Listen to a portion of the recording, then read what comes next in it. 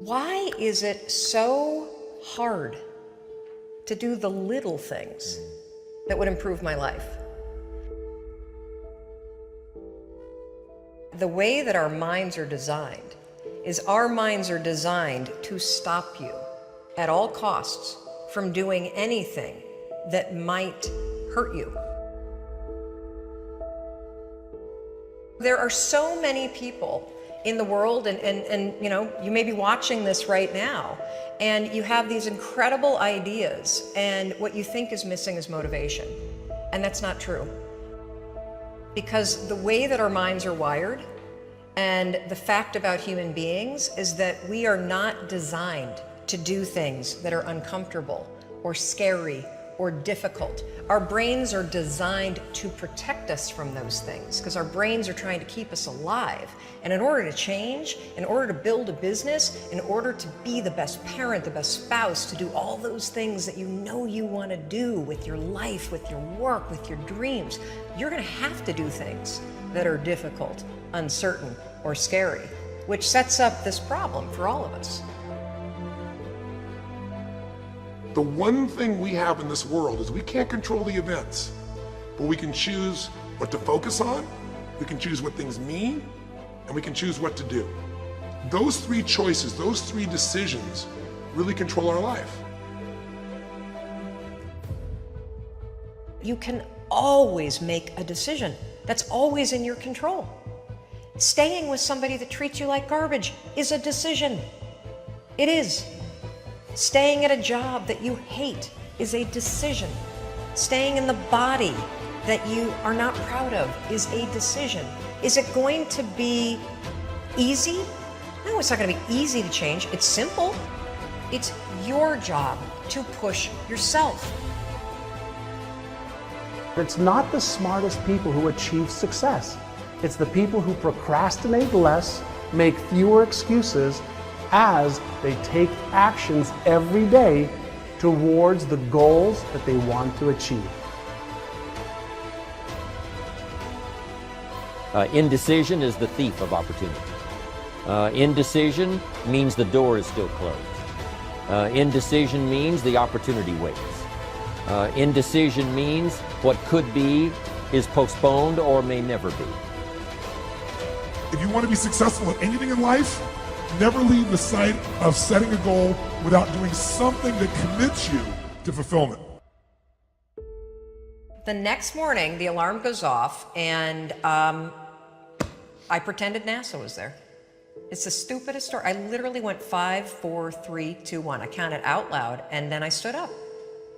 And I'll never forget standing there in my bedroom. It was dark, it was cold, it was winter in Boston.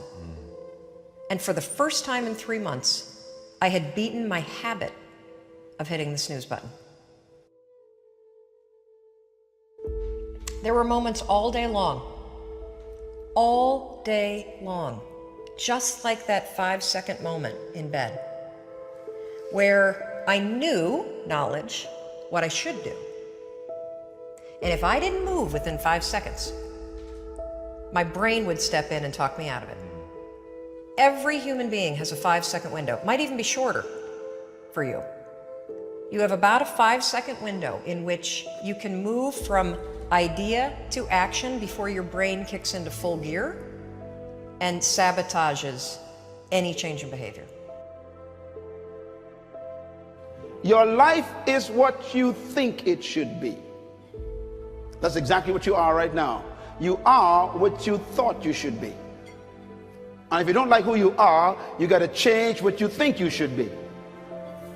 What you think is more important than what you do. And so if you want to change, you got to work on this attitude bit.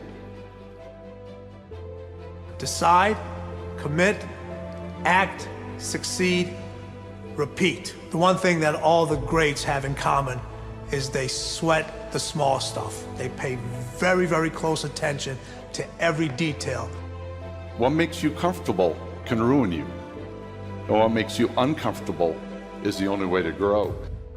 what you are and what you become depends on how you use your time.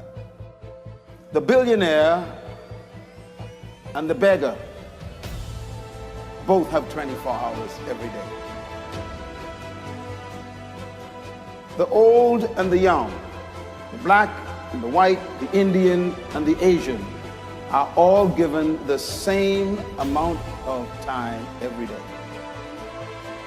You cannot stop a day. You cannot stop an hour. But you can control how it will be used. Your life comes down to your decisions, and if you change your decisions, you will change everything. When you understand the power of a 5-second decision, and you understand that you always have a choice to go from autopilot to decision maker, everything in your life will change. You will be a different negotiator, you will be different in sales, you will be unstoppable in the gym, because you will realize the amount of garbage that you put in the way of your hopes, of your dreams, of your potential, of your confidence, of your courage. Everything comes down to the decisions that you make. Take ownership. Take extreme ownership. Don't make excuses. Don't blame any other person or any other thing. Get control of your ego.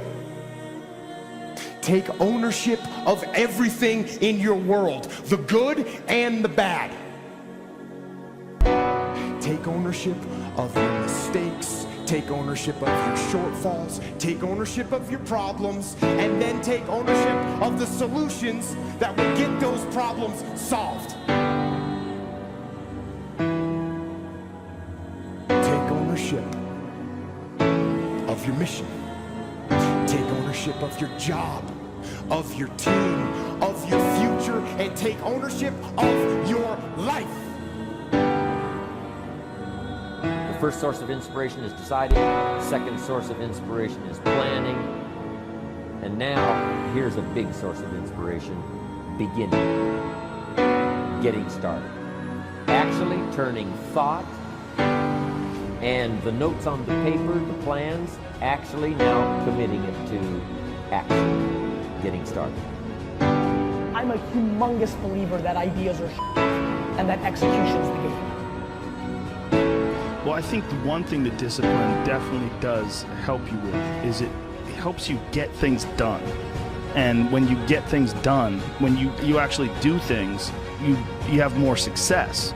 If you have more success, and sometimes a big part of success is just not being f***ing lazy and just doing it. Yeah. That's like 90% of it is just showing up. Get there and start working. Like, you're not gonna feel perfect every day. If I only worked out when I felt good, I'd be a fat f***. Discipline, it does start with waking up early. It really does. But that is just the beginning. And I always say that discipline is the root of all good qualities. But you have to absolutely apply it to things outside of just waking up early. It's everything. It's working out every day, making yourself stronger and faster and more flexible and healthier. Discipline is eating the right foods to fuel your system. It's about disciplining your emotions so you can make good decisions. Doing the tasks that you don't necessarily want to do, but that you know will help you. The thing about self-discipline is that it is necessary for everything you do in your life. You have to be self-disciplined. Discipline is not punishment. It's not. If you change your mindset and really focus in on what discipline really is, you start to welcome discipline. You welcome self-discipline into your life. People have to know you, not because, oh, he's a good salesman. Oh, he's a good this. Oh, he's an artist. People need to know you for one major thing first. He works. He produces, the guy's there every day, the guy's pushing and shoving. Because the truth is, no matter how good your ideas are, how good your art is, or how good your skill set is, if you're not working, man, if you're not vibrating at a frequency that people say, my God, how does that guy do all that? If you're not vibrating at that rate, if you're not working at that level, you're not going to make it.